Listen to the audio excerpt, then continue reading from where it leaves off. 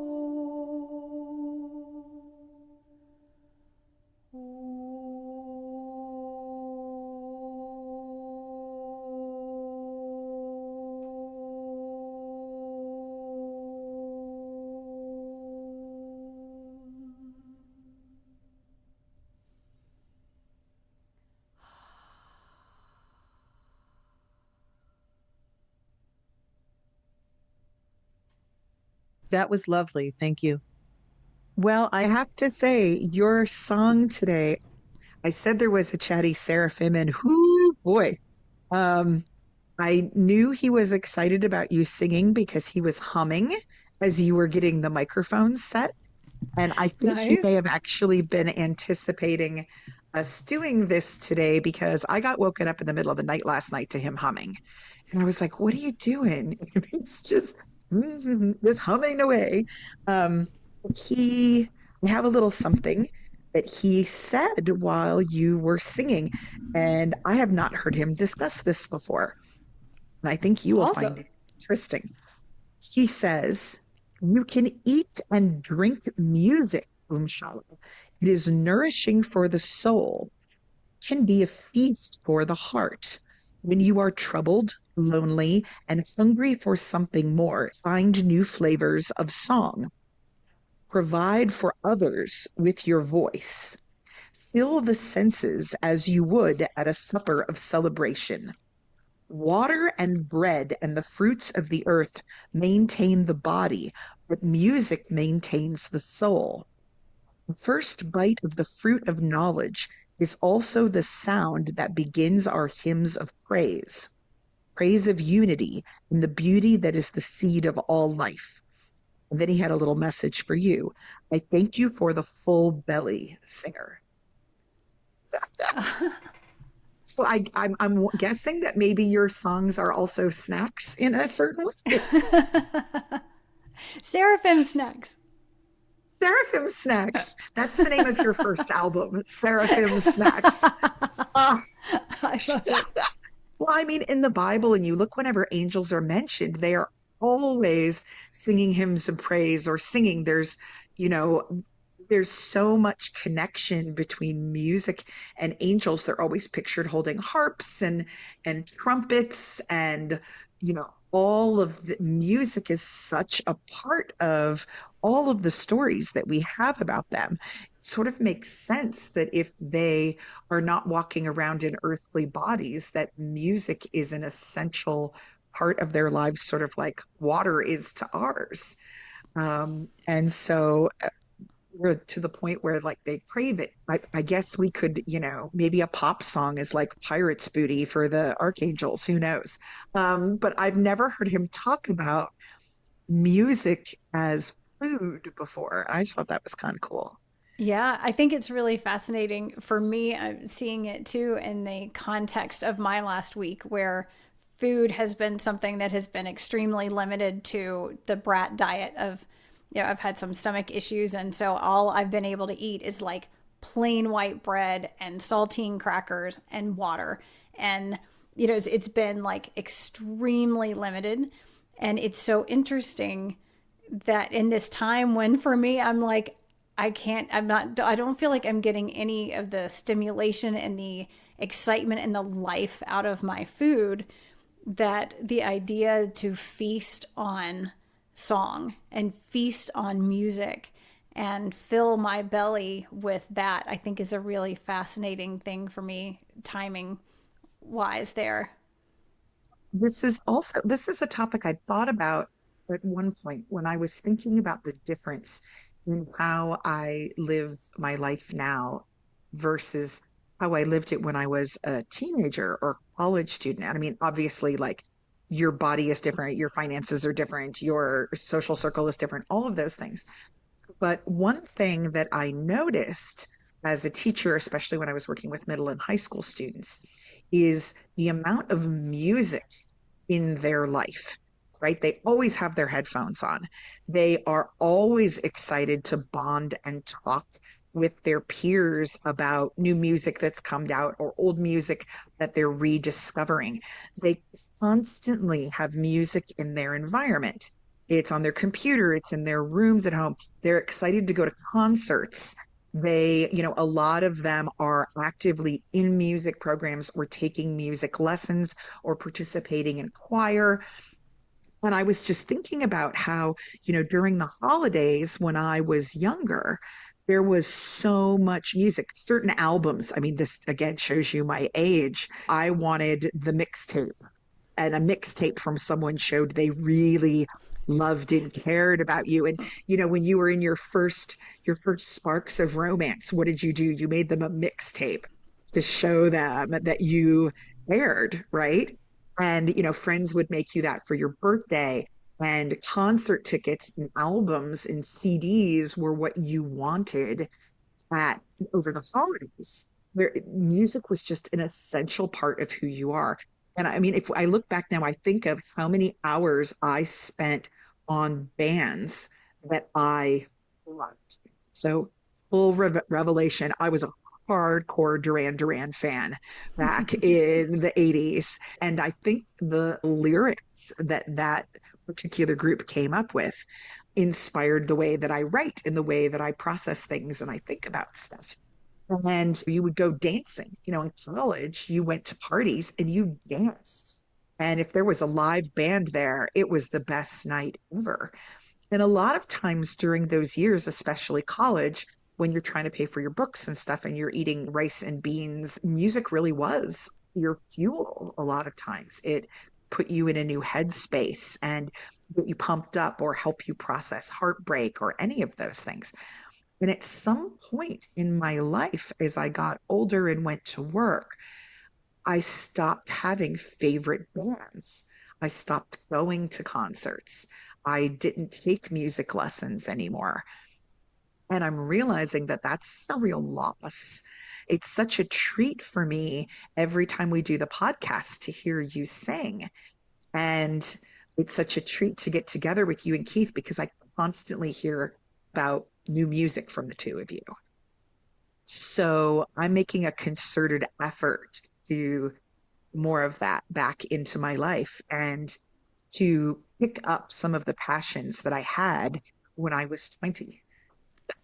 Yeah, I'm definitely inspired to increase my diet of music Yeah, and new music here from Samuel's comments, and yeah, just the reminder of how much music is usually in the environment. I guess I'm making music a lot more than I'm listening to it anymore these days, which is probably a good thing to be actively participating in it, but yeah, just filling my environment that much more. I don't know if you would mind sharing this, but I thought it was a really great story. You picking up the violin again a couple of weeks ago. Yeah, that was wild. So I had started playing the violin when I was 3. I actually we have this teeny weeny violin downstairs that was my first violin, and I started out just taking lessons and doing like Suzuki method with my dad, where he would learn to play something and I would just learn to play it by ear. And I played and took lessons up until I was, I don't know, like 13 or 14.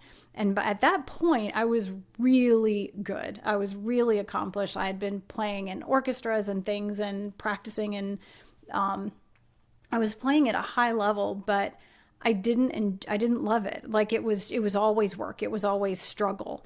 But the lessons were always like it was to get me to the highest possible level of playing classical music that she could get me to. And she was very serious, and there was never a just luxuriating in the music. Just, you have learned to play this, let's just play it, just spend this week enjoying it. It was like, okay, it was always just what's the next most difficult technical thing that I can be made to play. And so there was just this constant pushing, and there was no enjoyment in it. And so I stopped playing, and then I would just pick it up around holidays every now and then. But then it got to where I would pick it up and I couldn't just make it sing the way I used to. I would get it, and then it would be screechy, and then I would get frustrated, and I would put it back away. And then we were in various bands, one a country and southern rock band, and they were like, "Oh my gosh, you play the violin, like, get it out and play it like a fiddle." And so I did a little bit of it, but it wasn't fantastic. It was very simplistic, and I couldn't let go of the right and wrong kind of nature that I'd been taught in this very strict classical music upbringing with it. And then we had another band that was all original music, and so that was much more freeing, and they were like, just play whatever comes out. And I'd started to be able to enjoy that and experiment with it being, having a pickup on it and plugging it in through guitar pedals and making all sorts of different sounds. And it was like, ooh, this is cool, I can make all sorts of crazy sounds with it. But it wasn't a relaxed, free thing. And so I would get it out and I'd put it away, and I'd get it out a few years later, and I would just get more and more frustrated. And I had these various awakening kinds of energetic experiences of feeling like I could more and more, the veils were cleared. And I sat down, and all of a sudden I thought, I was like, I felt like I received this message of go get the violin and play. And I thought, well, okay. And I had this image where I had actually seen where in the storage room it was the other day. And so I went down and I got it out, and I thought, okay, before I have a chance to talk about it, to talk myself out of it, to get frustrated, whatever, I'm just going to go down and pull it out and start playing and just not think at all. And so I went down and I pulled it out, and I decided, I was like, I'm not even leaving the storage room because something is going to happen between here and there that's going to get me to not do it. And so I opened it up and I got it tuned as best I could because it had been a long time. And I thought, I just sat, and it was totally different. I held it, and I thought, I'm going to just infuse this with Reiki and energy and connect with it, because I thought, I'd never played a Native American flute before, and yet in an energy work session I could just pick it up and just play it, and had no idea how to play it otherwise. Like I was thinking, well, if I can do this with other instruments, I know I have a memory of how to play the violin. It's in there somewhere. I ought to be able to access this. So I sat and I held it, and I infused it with Reiki, with my love, and asked it to just be infused with the divine and connect with it. And I was just saying, I can play this instrument. Let this be a vehicle for the divine. Let this be an extension and a voice for the divine to flow through. And I just sat in that energy, and it felt really, really strong. And I just picked it up, and I thought, just like I do with my voice or any other instrument in a sound healing session, I'm going to just start playing and see what happens. And it was unbelievable. I just started playing, and all this stuff started coming out. And I had never been able to pick it up and really just sort of, riff on it, like just sort of play all sorts of different things, or come up with a tune or play around. Like it was always very stifled. And all of these tunes just started just flowing out through me. And it wasn't screechy. Like I was playing like I had when I was a kid. It was unbelievable. And it just kept flowing and kept going. And it was the most joyful, just connected experience I have ever had playing the violin. So and I remember telling you about that afterwards, and Samael having some words, or he said a few things about it. I don't know if you remember. Oh, I remember him. I remember listening to you describing it and him saying some things, but I don't remember precisely what he said, other than it was very encouraging. Yeah, I think he said something like, it is a sacred instrument now, I think. Yes, yes, yes, that sounds correct. Yeah, I think there was something else with it, but that felt like kind of the gist of it, was like, it is a sacred instrument now. I'm just thinking people might not know what Suzuki method is. I know I didn't know until I started working with young children. I had never heard of it, but it's fascinating. Would you mind giving just a quick definition? Because there might be people out there who have young children who are interested. Sure. I know we had at one of the Montessori schools that I worked at, there was a Suzuki group that came in and worked with some of the children. And it was these little tiny kids with instruments. Yeah, so here's a little overview. The Suzuki method is the music teaching method that's created by a Japanese violinist whose last name was Suzuki in the mid 20th century. And the method is based on the idea that children can learn to play music with the same ease that they learn to speak their native language. And so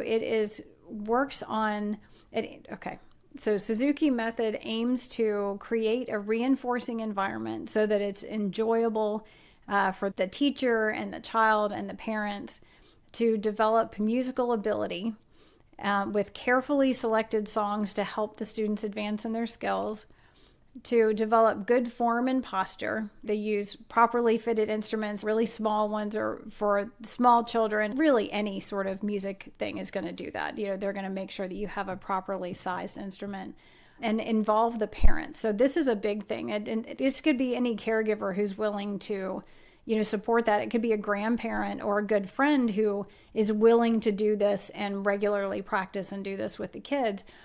So the parents or the caregivers are expected to attend the lessons with the child and to serve as their home teachers, and then encourage mastery. So they review and play these things over and over. But the thing that I love about Suzuki is the way, at least that we learned, is my dad got a violin and he took the lesson with me.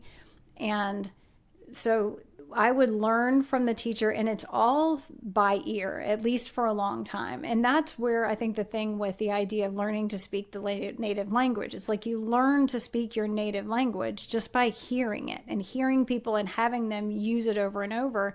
And with Suzuki, it's being modeled for you. You see someone and they'll show you how to put your fingers properly on the strings and how to bow and things like that. But you're hearing it, and then you're trying to reproduce those sounds that you're hearing through the instrument. And because you're then doing it with a parent or a caregiver or someone who is caring and doing this with you, it's a group kind of thing. You're not just standing there by yourself in a room trying to figure it out. You're doing it together. And so it can be a really good way of doing it. And it really helps to build that listening ear, the ability to really hear that note and replicate it exactly. And so it builds, a lot of times people talk about Suzuki as learning to play by ear. Eventually, I think in later things, they start to add in reading music or things like that. But that learning to mimic it is a big part of the Suzuki method.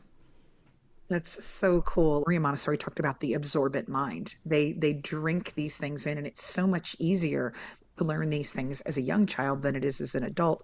I didn't have any musical background or music lessons as a kid, and tried to learn to play the guitar and the ukulele multiple times as an adult. And it's the difference between picking up language in your environment, which is what children do, and trying to cram for a test, like trying to memorize things, which is how we learn things as adults, is we often memorize them. And so it's a huge difference in it. I don't know if anybody out there listening is a Ted Lasso fan, but this discussion reminds me of, I know that I don't think the show's on, I don't know if the show's on the air anymore. I don't think it is, but I'm just now finally getting into it and watching early seasons. And there's a great episode that I watched last night. There's a character named Roy Kent, who is an extremely gruff soccer player. Ted Lasso, by the way, if you haven't watched it, an absolutely joyful, wonderful show that's just full of heart. And it's about this American who is basically, he goes over to England and he is trying to coach a British, what we would call soccer team. They call it football, without really understanding the sport. But in the episode last night, so Roy Kent was like the star player and the team leader, and he eventually, his body starts to age out of being able to play soccer, the competitive soccer, quite the same way. And he leaves. And the young man that he chooses as his replacement is taking things very, very seriously and having a lot of trouble on the field. He's tense all the time. He's starting to bark at his teammates. He's not feeling good. And so Coach Ted Lasso calls up Roy Kent and says, I need your help. What do you think we should do for the guy you left in charge as the team captain? And so Roy Kent says, meet me at this particular location tonight. Bring him. So Ted Lasso shows up there with the new guy, and Roy Kent says, come on. And he leads them into this soccer field that is in a neighborhood, huge apartment buildings and tons of people. And it's clear that it's perhaps a lower income neighborhood. And the soccer field has these huge like wire walls on it so it can be locked up. And there's all these kids in there playing. And so Roy Kent takes his successor in and he says, you're going to play soccer with the kids. And his successor says, I'm a professional footballer. I'm going to run circles around them, and Roy Kent says, do you see that building up there? And the guy says, yeah, the one that looks kind of like down on its heels. And Roy Kent says, that's where I grew up. And he said, I lived on this soccer field. This was where I learned the game. And he said, when you were a kid, you didn't play soccer to win. You didn't play soccer to make money. You did it. Of course, he's not saying soccer, he's saying football because they're in England, but he says you did it because you loved it, because it was a game, because it was fun. And he says, get out there on the field and play with these kids. So he goes out, and there's all these teenagers out there that start making fun of him, and they're running circles around him because he's so focused on winning and the rules and his reputation as a footballer that he has forgotten, he's lost the joy of the game. And he starts to protest at one point because all the teenagers are picking on him and talking shit, shooting them. And finally, after a little while, he gets the idea that all he has to do is enjoy himself. And he gets back in and he starts scoring and he starts winning and he's high fiving everybody else on the field and meshing with his team. And basically, he just gets that joy back. And so the next thing they do is you see him back on the professional field and he's running around high fiving everybody before the game, and their warm ups are all really filled with joy. And you hear the voiceover of the announcer say, oh my goodness, we haven't seen him smile all season. It's so nice to see that. And they're kicking booty in the game. So it's that we forget a lot of times of the things that really used to inspire us when we were kids. They're supposed to be joyful. They're supposed to be games. They're supposed to be making music. And sometimes you put your finger on the string wrong, or sometimes you don't make the shot. But they were the things that fueled us. And I know I talk to a lot of adults that say, okay, I'm about to retire and I don't know what I'm going to do with myself. Or I get weekends and all I do is chores. I would like to encourage everybody to go back and look at, what were you great at as a kid? What did you love? Baton twirling? Did you turn somersaults in the front yard? When was the last time you were on a really kick booty tire swing? Did you go swimming? Did you make up silly ghost stories with your friends? And is there a version of that that you can do now, where you drop the rules and you improvise and you get that joy? I've never thought of myself as a good singer, but when I was a kid, we lived in a neighborhood that was very military because my dad was in the Navy and we moved around a lot. And a lot of times we didn't know our neighbors because they were always moving out and we were always moving in, or vice versa. But we did, one of the things my mom used to do is, my mom loves Christmas, like she leaves Christmas stuff up year round. She always wanted to go caroling. And my sister and I would kind of drag our feet and be like, oh, it's Christmas stuff. But we would get together with the neighborhood kids around somebody who had a piano in their living room and someone who could play. And we would spend one afternoon or one evening singing together and just making sure we knew the songs. And then we would roll out and go door to door to door on our street and just sing our hearts out. And then we'd go back to somebody's house afterwards for, cocoa and cider and cookies and sing some more. And it was phenomenal. It was a great thing to do.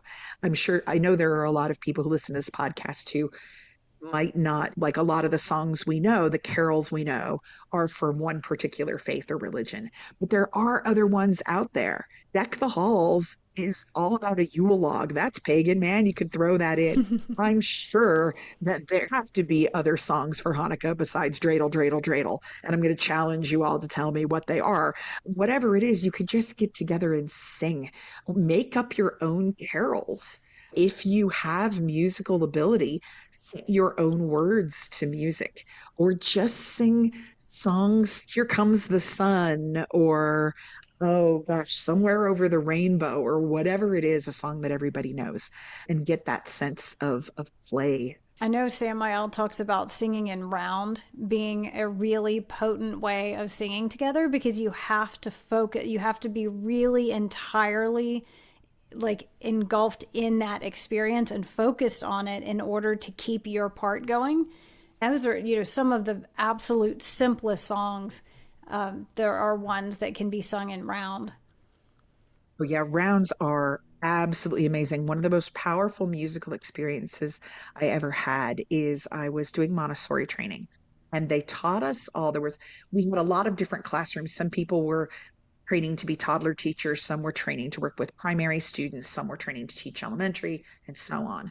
And we were spending our days working very hard in separate classrooms, but they brought us all together the very first day, and there were probably over 100 of us, and they taught us a very simple song about.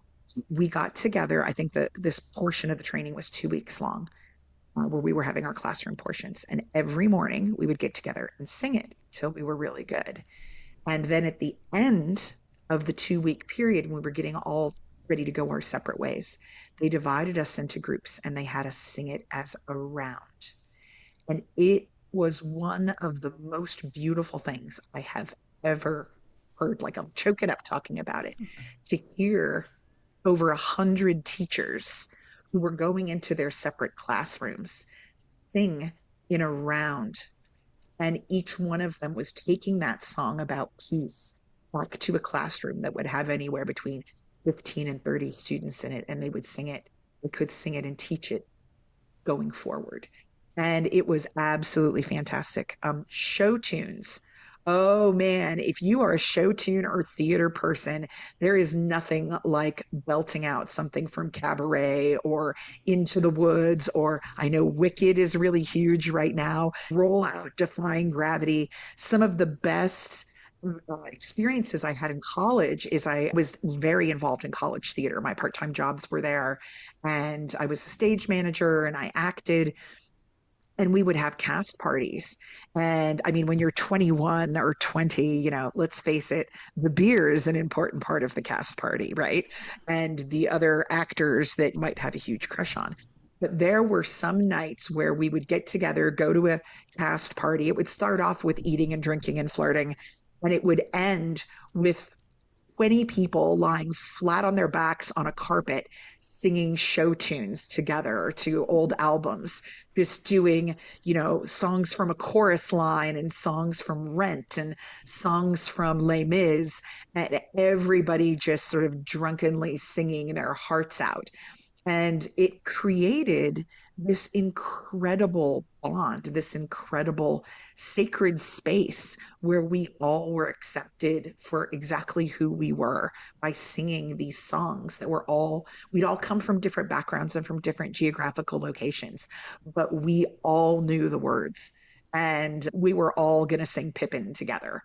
So if you were a theater kid at some point, or you just happened to, your kids know all the words to Frozen and you thought, "Oh, I never want to sing that again," roll out the old Disney songs and lay around on the rug in your living room and sing, build a fire or light some candles, have dinner and sing. And it will be a night that you will remember. So this was not the topic I had planned for today, but here it is, hijacked by a seraphim. Music And and praise. I know you were planning on talking about building community and ways Yeah, of building community. And you really were just talking about building community through song. So maybe yes, that's just the segue that's our into building segue. community. So I actually did write down a couple of things that I wanted to talk about. So I'm just going to get those notes out here. This actually worked out better than I thought. I had some things I wanted to share with you all, but starting off with song is great. Groups that sing together tend to be harmonious. As we go into the new year, a lot of people start thinking, what are my New Year's resolutions going to be? Now, if you are a practicing pagan, you might go, we just had our new year because Samhain marks the end of the old year and the beginning of the step into the sacred darkness and into the new year. Maybe you celebrate your turning over a new leaf at the end of October, or maybe you do it on January 1st.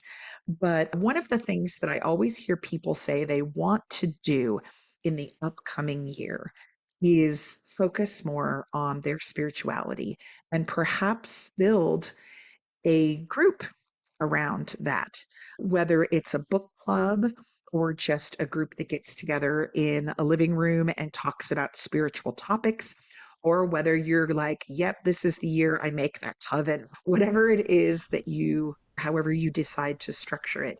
A lot of people have this on their bucket list.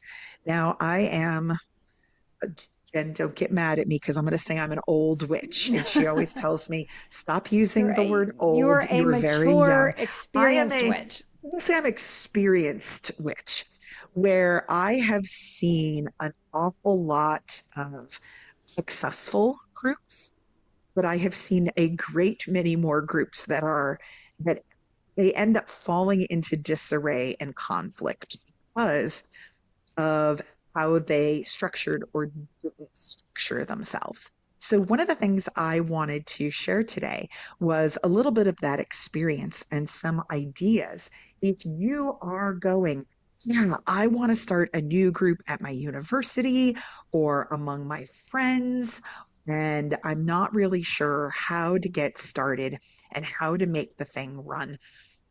I wanted to share with you some cautionary tales and some ideas for getting a metaphysical discussion group or a group that gets together and celebrates off the ground, and some pitfalls to avoid that I see happen over and over and over again is start small and start with people. I know some people who said, I'm going to start a coven, and they are posting it on Facebook. And the next thing you know, they have 25 people interested, none of whom have the same idea or expectations for the group, which can lead to conflict and eventually a dramatic blow up later on in the group. So the most successful groups that I've seen, they start off with two or three people who decide they're going to get together at someone's house on a Friday night. Now, it's terrific fun to find members of your tribe and discuss deep topics with them, like as Jen and her husband Keith both know from experience from the 6 million Marcos we have left each other. I'm fairly certain at this point that the Marco Polo app must have us on their radar somewhere, being like, what in the world's going on in Virginia? Because of how many hours we use that. We're probably taking Um, up an entire one of those like units, the we're data center. server We're probably an just entire data center just holding our Marcos. just holding our Marcos. A lot of times these things start spontaneously. You have some people over for dinner, or you're having coffee, or you happen to be reading a metaphysical book in a book group. And the next thing you know, you have a bunch of interested parties who say, I have wanted to have a regular spiritual practice in my life. And I keep sort of falling off the wagon, so to speak. I have the best of intentions. And the next thing I know, I turn around, it's been 3 months. My altar is covered in a layer of dust. And I never finished what I started. And I feel guilty about it. And it's something I want for myself. And so the next thing you know, you spontaneously have this group of interested parties. The thing that I would encourage you to do, start off really tiny with people that you know and trust and have experience, because diving into some of these topics, you end up bearing a lot of your soul. And that can be nerve-wracking for people. And you want to be as comfortable as you possibly can. Having somebody right off the bat in the group that you just met can cause people to withdraw or to misinterpret the way that people are communicating. So start off with one or two buddies that you've known for a while, you feel very comfortable with. And if you misspeak, it's not going to cause a giant kerfluffle. And even if you have that first great conversation and you think, oh, these people are my really good friends, if you're going to get more than about three people, I highly encourage your second or your third meeting to be about a discussion for what are your expectations for this group? Everybody may seem to be just having a wonderful conversation, but then you discover that one of them wants to lead a group of 25 people. Another person just wants to get together once every 6 months. And a third person really hopes that they can bring their three other best friends 2 weeks from now. So you want to get out there on the table. What are the expectations and goals for this? Are you comfortable inviting other people? Are you comfortable with how big the group is or the size that it is? What are your goals? Because you may find out that your goals don't match and that what you really need is more than one project here where one person is going to go off and start, something else. Also, please, please, please, I know we are all linked into social media. I know it is so tempting to post a picture of your metaphysical book club on Facebook and go, great night with these people. Don't do it. Please don't do it. I can tell you the shelf life of people doing things like this just on social media, it's gonna explode and it's gonna explode fast. These conversations are very private for many, many people. They are sacred things in their personal development. Treat them the same way you would medical issues. You would never dream of getting on social media and being like, hey, my friend has this life altering illness. You would never do that. Yeah, it's like You here would we are in the ER as they're getting an a emergency. transfusion. Yeah. Yeah. Look at them with tubes up their nose. Like it's just poor taste. You would never announce someone else's pregnancy or divorce on social media. So please don't out them as a pagan or someone who is seeking on social media. There are, and I know it's crazy to think this, but in 2020, there are people who could lose their jobs or family relationships over them participating in a metaphysical book club. And I know you're thinking, no, they wouldn't. Oh, yes, they can. So keep the photos off social media, or better yet, don't keep any photos. This is, if you want this to be successful, everybody needs to be comfortable. And if they're worrying about which photo is going to show up on Blue Sky or Threads, or who is going to comment on them on your website, this is not going to be a successful group. So just put that aside. If you want to be if you want to put yourself out there, because I have a website, I do stuff, and I have people that I mentor and stuff contact me privately through social media, but I never, never, never reveal who I'm working with without explicit permission from them. And even then, if somebody's at a class and I want to take a picture of a class, I always say, are you comfortable having your photo saying that you came to class?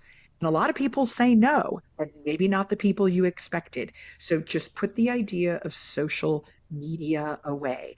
If you want to become the face of witchcraft on Facebook, that's good. Do that for you.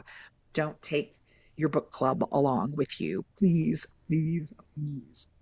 Second in that expectations is talk about making a schedule. How often do people want to meet? And what will you be talking about? You can probably tell from these podcasts, a lot of times we think it's going to be one topic and then it goes into another. Thank goodness Jen is flexible, right? And likewise. But a lot of people like to know what the topic is going to be before they get there so they can kind of pre-plan things in their mind. So if you're going to be doing a ritual one night, that's great. If you're going to be discussing a particular topic that everyone's going to be involved in, that's great. If you're doing an art project or you're cooking something, but do put that out so people know, first off, they can plan ahead because everybody's very busy. Just going, hey, is everybody free Friday night? You're not going to get your people together regularly and your group is going to fall apart. So give them lots of time to plan things out. You're going to meet the last Friday of every month. and share where the labor. People might say, "Oh, I don't mind if we have it at my house every single week." You have to be careful because having things at your house every time, a lot of times there becomes food expenses, they're spending time cleaning. You don't want anybody building a little bit of resentment that, oh man, I feel like I'm doing everything for this group. I have seen many, many groups blow up that way. The ones that work the best is where everyone has a role that they're comfortable with and they share duties. So, say you just want to get together to celebrate the equinoxes and the solstices and Samhain and Beltane, make it so that one person is leading the Beltane ceremony and they might be providing the candles and the flowers and things for that. And someone else is leading the Samhain ceremony. Someone else is leading the solstice celebration or the Yule gathering, so that everybody has a sense of responsibility and they really do feel like the workload is shared. Also, just because people are in a group together that they might call pagan or they might call metaphysical doesn't mean they all work with the same deities or invoke the same gods. So remember to give grace just because somebody decided to do Samhain with a Norse flavor this year, but you tend to follow something else. Give them grace. Let everybody express their particular style at the one that they're hosting. And if you allow things to be a little more eclectic, those groups tend to be much, much more successful.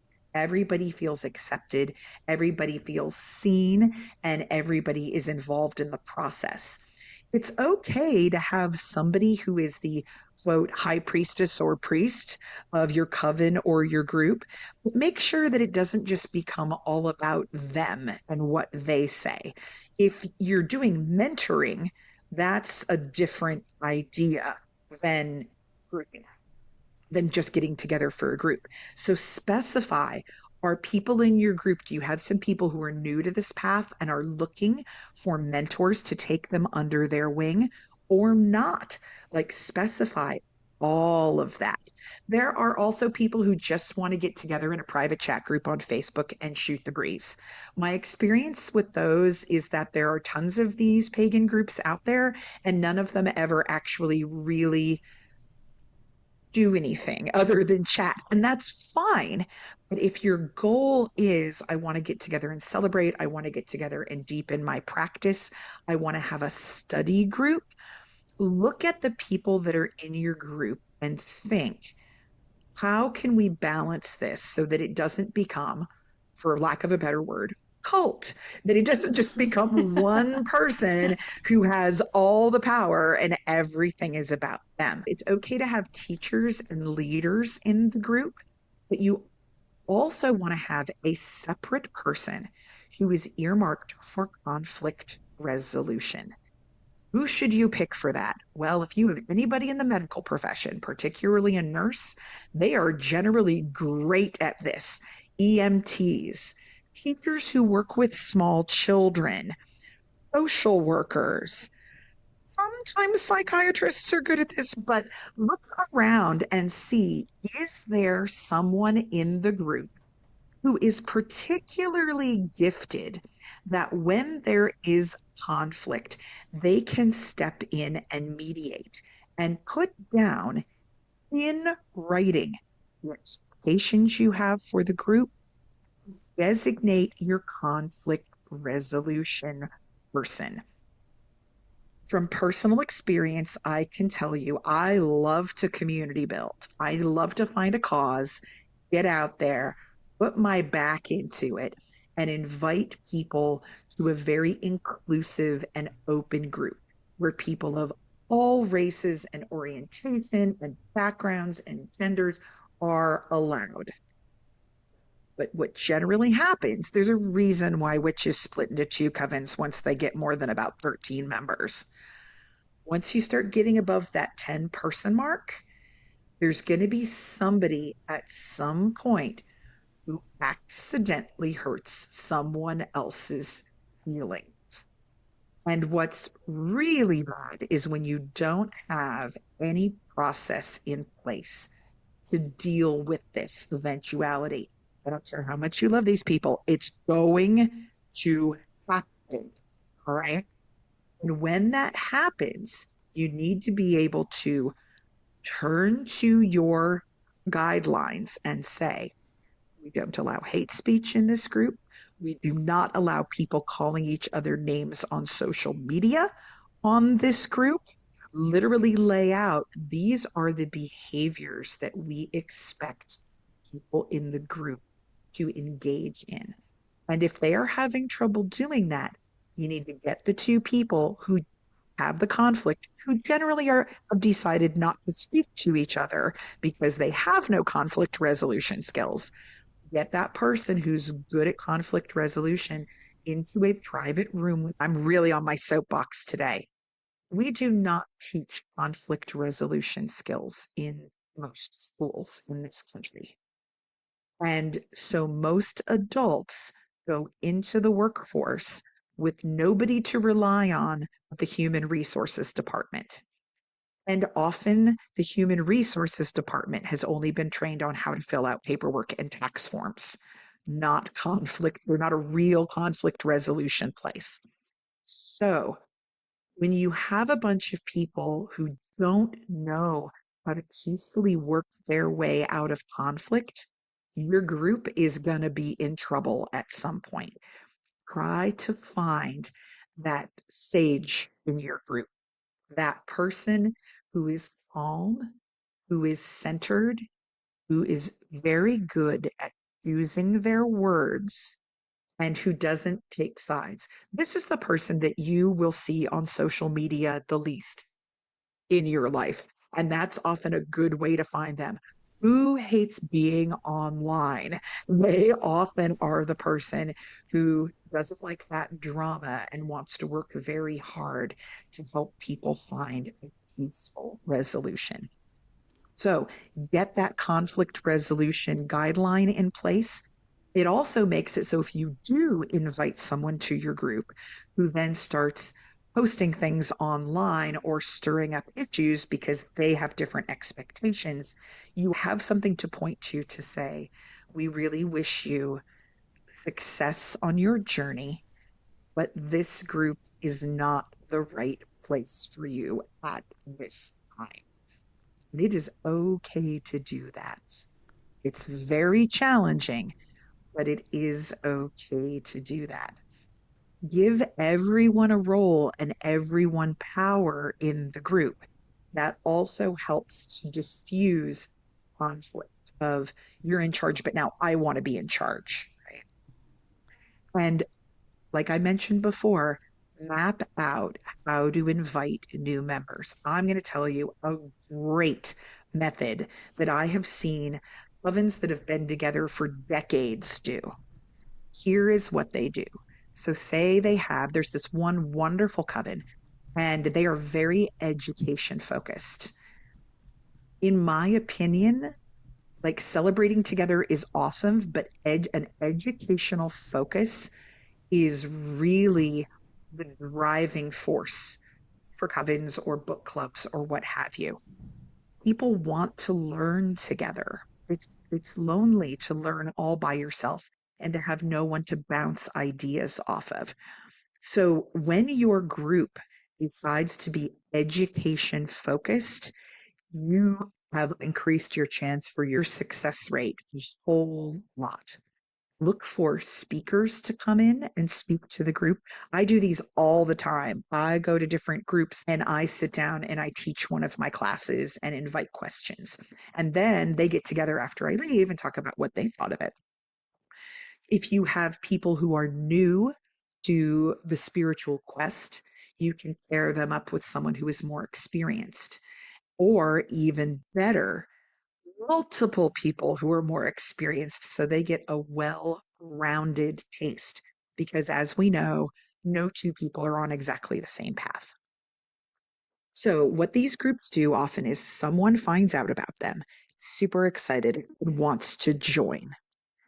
First thing that this group or coven does is they set up a meeting with two elders of the group in a nice neutral place, coffee shop or bookstore, whatever it is, library, and they sit down and they go over everything. Hi, our group is X size.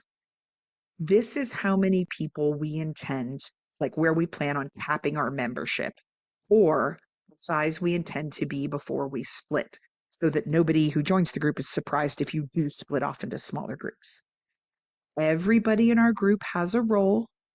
We do not discriminate based on and list all the people that you include in your group. We meet X number of times a month or a year, whatever it is. What are you looking for?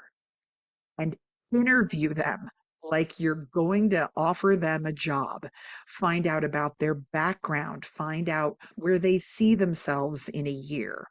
If they come in and sit down and say, well, I've just always wanted to be a high priestess and I'm really looking for a group that I can lead that's at least 40 people, if that doesn't match up with what you guys are doing, it's not a good fit, right? It isn't.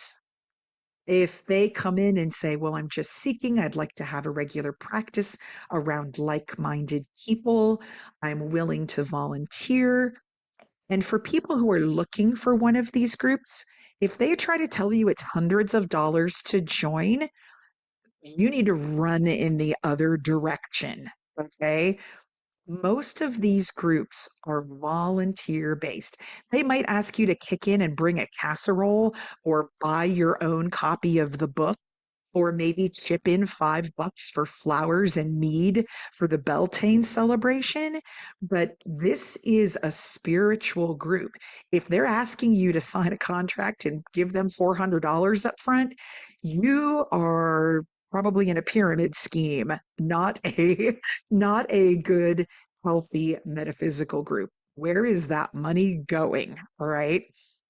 But if their expectations and your expectations match, and the group and the new person like each other, then there is a probationary period. Okay. So let's call our new member of the group Sam. Okay. So Sam has met at the Starbucks with two members of the group, and they say, Sam, we really like you. It sounds like you really jive with our worldview. Our next large group gathering is at Samhain. We are doing a Samhain celebration at Susan's house, or we have rented a place in a park, or what have you. We would like to invite you to attend, not to lead it, not to, teach anything at it, just these people and observe and join in a little, right? You don't want to roll in and be like, this is Frank, and we invited him to join the coven, only to find out he's somebody's ex-boyfriend. Okay. And that things did not end well, right? So they're just being invited. So then they come, they have a great time. Their tuna casserole goes on the table with everybody else. They're having a great time. They get to start meeting people. People start to get to know them. Okay. Maybe you invite them to somebody's birthday party after that, or a tea, or a service project. Service projects are great ways to get to know people. You can see who really just wants to stand around, dressed in black and talk about themselves, and who's willing to roll up their sleeves and put some good energy out there into the community. So, invite them to 3 or 4 events. Basically, imagine that they're rushing a fraternity or a sorority, people. Okay. There's the meet and greet, and then there are events that are not the deep, dark, everyone bearing their soul events, but they're social things where people can get to know them. And then you start to get feedback from the other members of the group. How did you feel about them? Did you like them? Did you have private conversations? Okay. So then you have, once this person has, if it turns out, oh no, I've got an icky feeling for them, oh no, they keep saying inappropriate things to other people in the group, then you've only invited them to a few social gatherings. You can simply not invite them to other ones and tell them, thank you so much. We hope you have a wonderful journey on your path. But at this time, we don't feel that this is working for us. And it doesn't become anybody's fault that somebody got kicked out, right? However, if things are still going well, then generally after a couple of months, maybe 3 months or something, or 4 events, then you invite them to become a probationary member of the group. Most witches do that for a year and a day, right? So for a year and a day, they join the coven and they are now coming to each of the celebrations, any of the events that they want to. They are invited to participate, to contribute, maybe to teach a class if they're very experienced. They are usually given a mentor or series of mentors who have similar interests to them. So you might have somebody who says, wow, I really love herbalism. Find them that herbalism buddy who can mentor them in the group. Wow, I'm a musician and I would really love to compose some original music for our gatherings. Put them together with the music people. They start to participate in a more full way. Generally, by the time someone's been in your group for a year or in a day, now they're going to be initiated into the group. And it doesn't have to be we're, doing a full ceremony, sky clad in the woods and tattooing our names on your feet. They are simply now considered a second level member or a higher tier member where maybe they're one of the organizers of the events now. Maybe they become one of those people who goes and interviews new members. Maybe now they are offering classes. Maybe they are now apprenticing or sitting in with the conflict resolution person to see how things go. And this is a gradual movement into a group. These groups succeed. They make it. They are still often there years later. They have low conflict.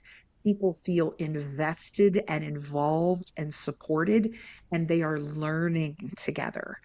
And so I would highly recommend it can be really exciting to do something like this. 2025 is my year, right?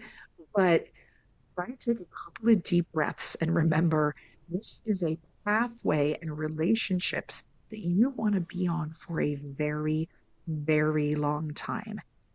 I have seen some very talented people who have no management skills, who don't have a second set of eyes on the books. And so people get suspicious about how money is being spent, who don't divide up the labor right from the beginning and people burn out.